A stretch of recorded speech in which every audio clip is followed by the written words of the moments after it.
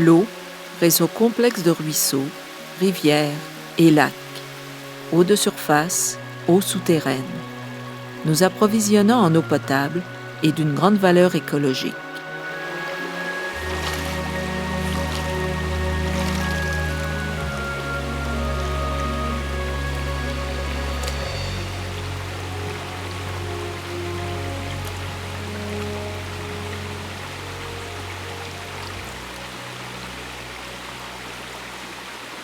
C'est une salamandre à 2 lignes.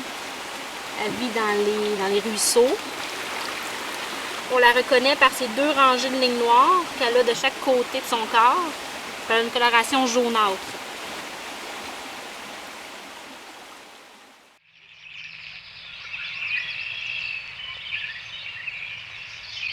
Les milieux humides et les cours d'eau sont des sites très riches associés à une grande biodiversité. Ils constituent des habitats importants pour plusieurs espèces végétales et animales qui ne pourraient se reproduire, se nourrir, se réfugier ou survivre ailleurs. En terre privée, ces habitats sont protégés par la loi sur les pêches. Chaque année, des millions de Québécois s'adonnent à l'activité de la pêche et de la chasse, générant ainsi d'importantes retombées économiques et de nombreux emplois.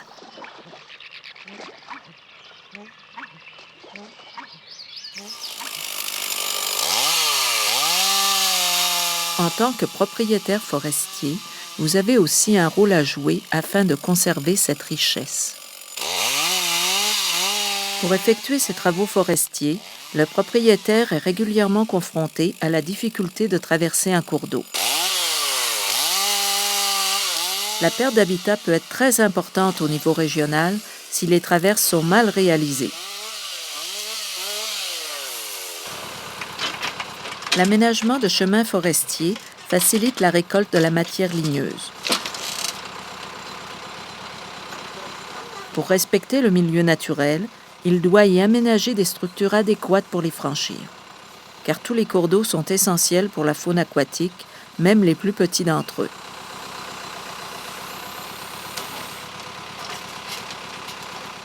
En terre privée, les rivières sont traversées à presque tous les lots, ce qui décuple l'impact des traverses sur les cours d'eau.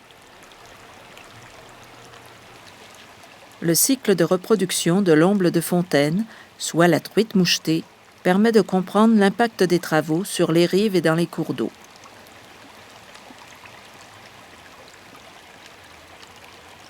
À l'automne, les truites fraient dans un lit de petits graviers propres dans lequel circule une eau froide et bien oxygénée. Une fois les œufs déposés par la femelle, le mâle les féconde et les recouvre de gravier. Pour éviter des problèmes au niveau du développement ou l'asphyxie des œufs et des alevins, l'eau doit circuler librement à travers le substrat pour renouveler l'oxygène. Si elles sont mal conçues ou mal stabilisées, les traverses peuvent endommager gravement l'habitat du poisson. Les problèmes sont causés principalement par des entraves au libre déplacement du poisson ou par le rejet de particules fines dans le cours d'eau. En plus de diminuer la qualité de l'eau et de réduire la quantité de nourriture pour les poissons et autres animaux, les sédiments colmatent les frayères, puis tuent les œufs et les alevins de poissons. Il est primordial que le poisson puisse circuler librement, non seulement pour se reproduire, mais pour coloniser de nouveaux plans d'eau ou encore pour trouver la nourriture dont il a besoin. Un ponceau installé trop haut créera une chute et deviendra un obstacle infranchissable pour le poisson. Au Québec, à chaque printemps et régulièrement en période de pluie abondante, les traverses peuvent subir bien des dommages. L'installation d'une traverse doit permettre l'écoulement de l'eau même en période de crue. Le fait de remplacer une traverse de cours d'eau inadéquate double le prix initial, retarde l'accès au lieu de coupe et dérange à nouveau l'habitat. La planification est une étape majeure d'un projet d'aménagement d'une traverse de cours d'eau. Faites affaire avec un opérateur qui possède une pelle hydraulique à chenilles de grandeur moyenne et exempte de fuite d'hydrocarbures afin de limiter les risques de pollution.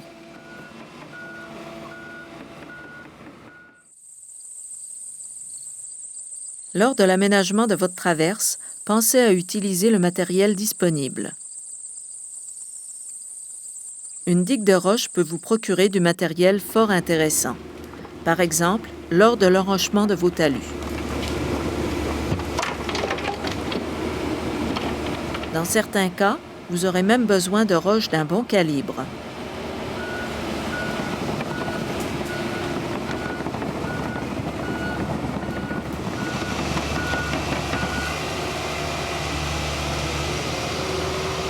Assurez-vous d'avoir tout le matériel nécessaire à proximité de vos travaux avant l'installation.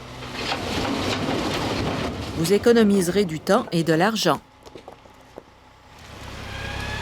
Lorsque la construction du chemin est récente, il est difficile de se rendre à proximité des travaux avec un camion. Dans ce cas, un tracteur équipé d'une remorque basculante peut être utilisé pour apporter le matériel nécessaire sur place. Avant tout, rappelez-vous que lors de la planification du tracé de votre chemin forestier, la meilleure solution est d'éviter de croiser les cours d'eau. Si vous rencontrez un cours d'eau et que vous devez effectuer des passages fréquents, un ouvrage permanent doit être réalisé. Le premier type de structure permanente qui vous est présenté est le ponceau simple. Afin de déterminer où traverser le cours d'eau et quel type de structure choisir, une visite du terrain s'impose. Consultez votre intervenant forestier.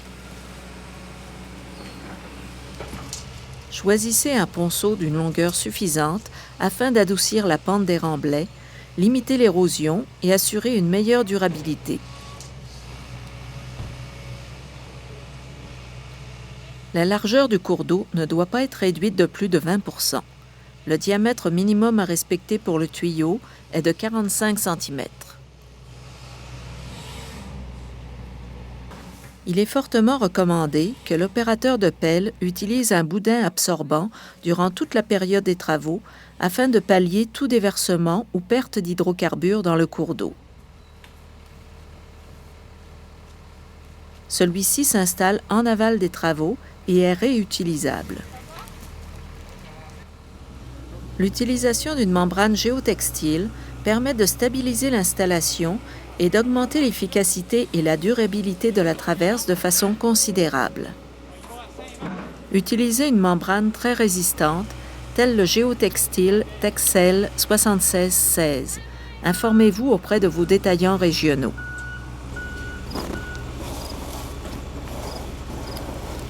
Une lame bien effilée vous permettra de découper la membrane géotextile avec facilité. Il est recommandé que l'aménagement de la traverse se réalise à sec ou lorsque le niveau d'eau est à son plus bas, soit en période d'étiage. Il est possible d'installer une barrière d'eau à l'aide d'un morceau de géotextile et de matériel propre bien compacté.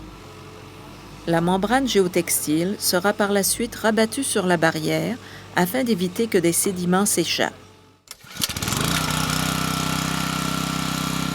L'utilisation d'une pompe peut s'avérer nécessaire afin de déverser en aval des travaux le surplus d'eau accumulé derrière la barrière.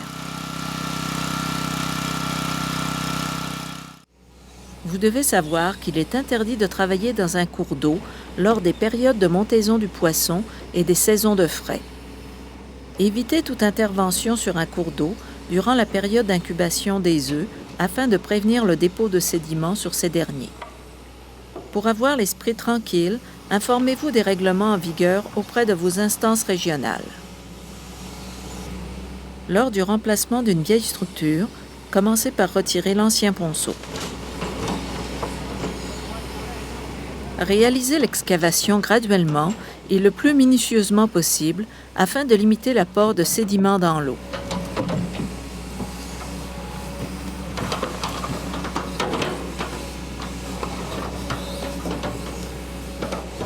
Pensez toujours à récupérer le matériel que vous trouverez durant vos travaux. C'est lors de la planification que vous ferez des choix importants qui détermineront la solidité, la durabilité et la stabilité de l'ouvrage. Rappelez-vous qu'une traverse de cours d'eau adéquate et bien installée est un peu plus coûteuse, mais aura une durée de vie supérieure. Vous ferez une économie importante à moyen et long terme. Lors du remblai du tuyau, l'utilisation de troncs d'arbres ou de tout autre matériel impossible à compacter réduira grandement la durabilité de votre traverse. Celle-ci sera moins stable et travaillera avec le temps. Une fois l'excavation terminée, préparez la fondation. Utilisez du matériel propre, granulaire, non gorgé d'eau, sans matière organique et sans grosses pierres. Le sable et le gravier sont d'excellents matériaux. Demandez à l'opérateur de bien compacter la fondation à l'aide du revers de sa pelle. L'utilisation d'un compacteur procure des résultats encore plus satisfaisants.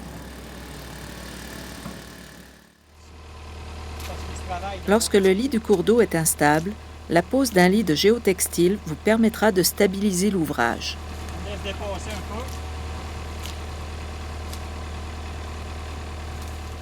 Rappelez-vous, la durée de vie du ponceau sera prolongée s'il repose sur une bonne fondation. Toute beauté, ça. Pour permettre aux ondulations du tuyau de bien s'ancrer, ameublissez la fondation, sous l'emplacement du tuyau, à l'aide d'un râteau. Afin de recréer le lit naturel à l'intérieur du ponceau, la fondation doit être plus profonde que le lit du cours d'eau et suivre sa pente naturelle. Le ponceau doit être enfoui de 10% de son diamètre dans le lit du cours d'eau.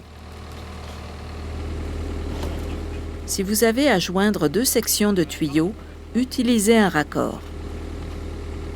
Cette pièce maintiendra les tuyaux ensemble et empêchera que des matériaux fins s'infiltrent à l'intérieur. Ce raccord est peu coûteux et se fixe facilement à l'aide d'attaches tout usage en plastique. La stabilité de l'ouvrage influencera sa durabilité. Par leur structure, les ponceaux sont peu résistants à la déformation. C'est l'enveloppe de sol qui fournit la résistance nécessaire pour porter les charges. Pour le remblayage, utilisez des matériaux de même catégorie que ceux utilisés pour la fondation.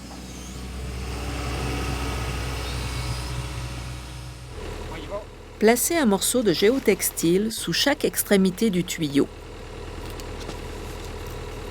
Faites une fente au centre de celui-ci, puis enroulez le morceau de géotextile autour du ponceau. Cette bavette empêchera que le pourtour du ponceau s'érode à la suite de l'infiltration d'eau entre le ponceau et les talus.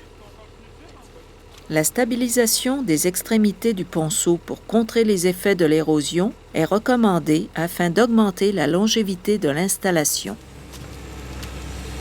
Déposez également des roches plates à la sortie du tuyau afin de limiter l'érosion du lit du cours d'eau. À long terme, vous éviterez la création d'une chute. Poursuivez le remblayage en déposant le matériel par couche de 30 cm en alternance de chaque côté du ponceau. Demandez à l'opérateur de compacter chacune des couches avec sa pelle. Idéalement, le compactage devrait se réaliser à l'aide d'un compacteur. Une étape primordiale à la conservation des habitats aquatiques et à la durabilité de votre ouvrage est la stabilisation des talus. Pour ce faire, découpez un morceau de géotextile pour chacun des 4 talus, puis déposez une première rangée de grosses roches à la base qui servira de clé d'ancrage. Il est important de ne pas prendre des roches dans le lit du cours d'eau.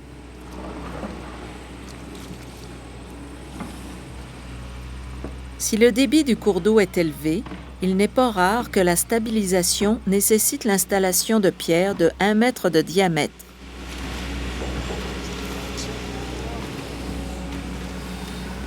Une fois la clé d'ancrage réalisée, rabattez la membrane de géotextile.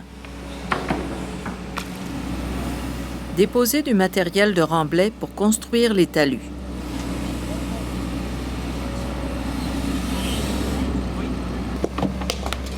Couvrez toute la membrane de roches de bon diamètre afin de bien stabiliser.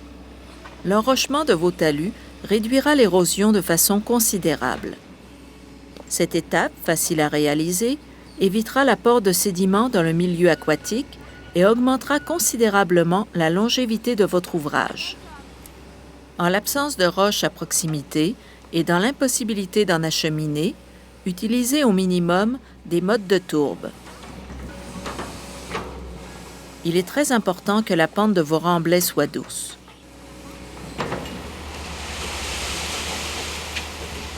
Assurez-vous que la surface de roulement de votre chemin soit suffisamment surélevée.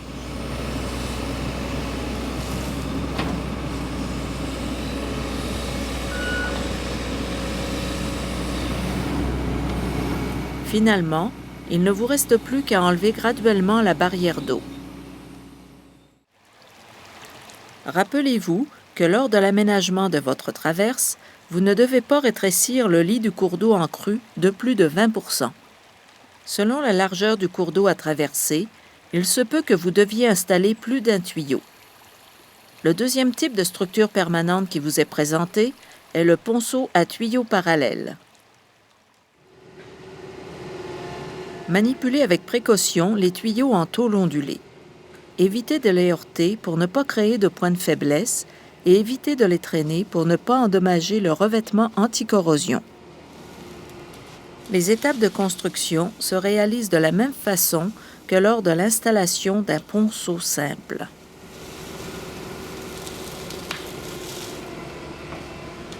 Utilisez un morceau de bois, tel un madrier, afin de bien compacter les matériaux de remblai sous les tuyaux. Pour le remblayage du reste des tuyaux, déposez les matériaux par couches successives de 30 cm en compactant à chaque fois avec le revers de la pelle. L'espace minimal requis pour compacter le sol entre les ponceaux et éviter l'apport de sédiments dans le milieu aquatique est d'au moins 1 mètre.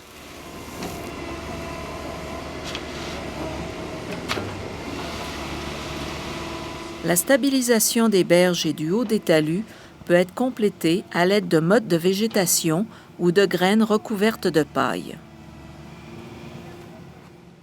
Le troisième type de structure permanente qui vous est présenté est l'arche. Ce tuyau arqué prend appui sur 2 semelles et vous permet ainsi de conserver le lit naturel du cours d'eau sur la totalité de la traverse. Avant de procéder à l'installation de votre traverse, voici une technologie permettant de bloquer ruisseaux et rivières de façon écologique, la barrière d'eau WaterGate. Une personne seule peut procéder à son installation en quelques minutes et elle s'adapte à toutes les surfaces et tous les substrats. Une fois la bavette collée sur le lit du cours d'eau, l'eau entre à l'intérieur de la barrière, puis exerce une pression empêchant les infiltrations d'eau sous la barrière. Cet instrument vous permet ainsi de travailler à sec et est idéal pour conserver l'habitat naturel lors de l'aménagement de votre traverse. Le fond du cours d'eau ne subit aucune modification puisque l'arche s'installe sur les rives du cours d'eau. Premièrement, creusez une assise de chaque côté du lit du cours d'eau où reposeront les semelles de l'arche. Déposez une couche de roche à l'intérieur de cette tranchée. Puis étendez une couche de petit gravier. Demandez à l'opérateur de pelle de bien compacter chacune des couches de l'assise à l'aide du revers de sa pelle. Lorsque vous creuserez la deuxième assise, assurez-vous d'être à la bonne distance selon la portée de votre arche.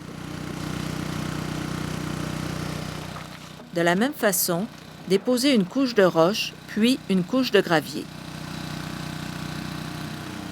Une fois le matériel bien compacté, vos assises devraient se retrouver à un niveau inférieur au lit du cours d'eau afin de permettre à ce dernier de se recréer naturellement sur les semelles de l'arche.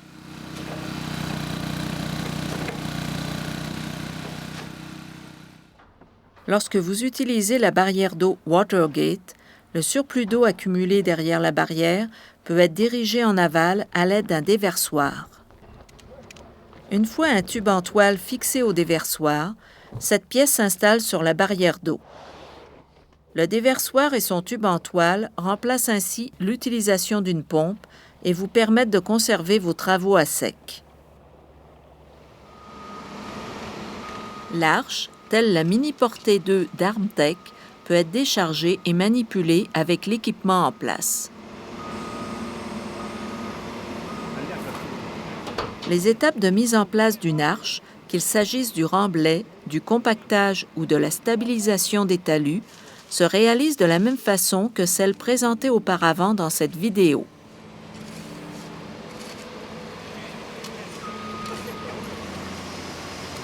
Une fois les travaux terminés, l'eau peut reprendre son lit habituel.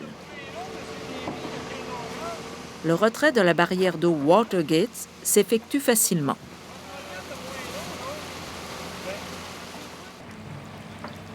Rappelez-vous que l'arche est un excellent choix pour les milieux sensibles ou pour protéger les habitats fauniques aquatiques.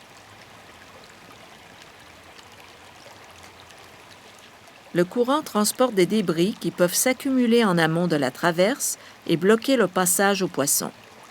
Il est important d'entretenir votre ouvrage périodiquement en enlevant les débris accumulés. En plus d'entraver la libre circulation des poissons, les castors peuvent causer de sérieux dommages à nos chemins forestiers en obstruant les traverses de cours d'eau. Certaines structures peuvent être aménagées pour empêcher le castor de causer des dommages. Un guide a été conçu à cet effet par la Fondation de la faune du Québec et une vidéo a également été développée et est disponible auprès de la forêt modèle du Bas-Saint-Laurent.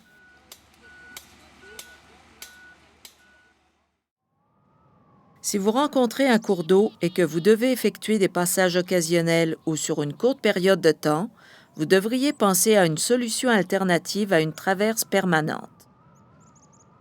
Les structures temporaires, telles le pont de glace, peuvent être utilisées pour les sentiers et les chemins d'hiver. L'utilisation de rampes en acier constitue une traverse temporaire efficace pour traverser de petits cours d'eau intermittents lors de vos travaux. Retenez que la mesure la plus efficace est de réduire au maximum le nombre de traverses de cours d'eau. Vérifiez toujours s'il existe d'autres accès ou solutions avant d'installer une traverse permanente. Rappelez-vous que lors de la planification du tracé de votre chemin forestier, vous devez éviter de croiser les cours d'eau. Des troncs d'arbres peuvent être utilisés en guise de rampe.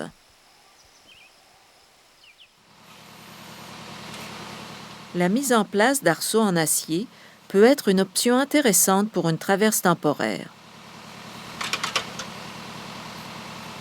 Les arceaux s'installent sur le lit même du cours d'eau, puis sont recouverts de troncs d'arbres. Grâce à ces méthodes temporaires, vous pouvez traverser de petits cours d'eau lors de vos travaux occasionnels. Assurez-vous toutefois que les berges sont bien stabilisées, puisque l'important à respecter lors de vos traverses temporaires est d'éviter l'apport de sédiments dans le milieu aquatique, ainsi que l'altération du lit du cours d'eau et des rives.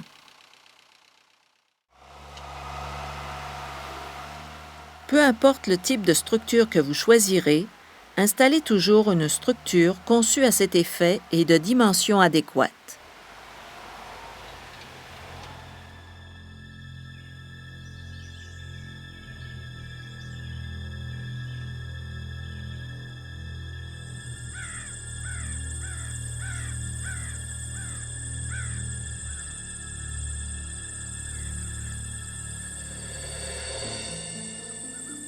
En utilisant des structures inadéquates, vous ne pouvez qu'être perdant.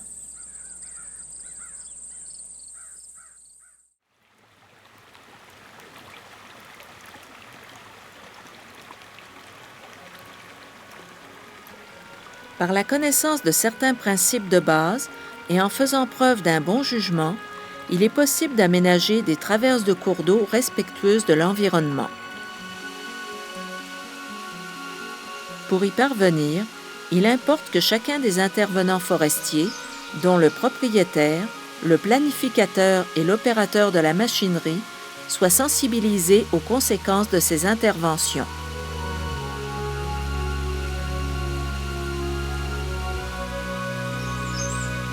En protégeant les cours d'eau, vous protégez une ressource essentielle et un milieu de vie pour votre bénéfice, celui de vos proches, de votre boisé, de la faune et pour les générations futures.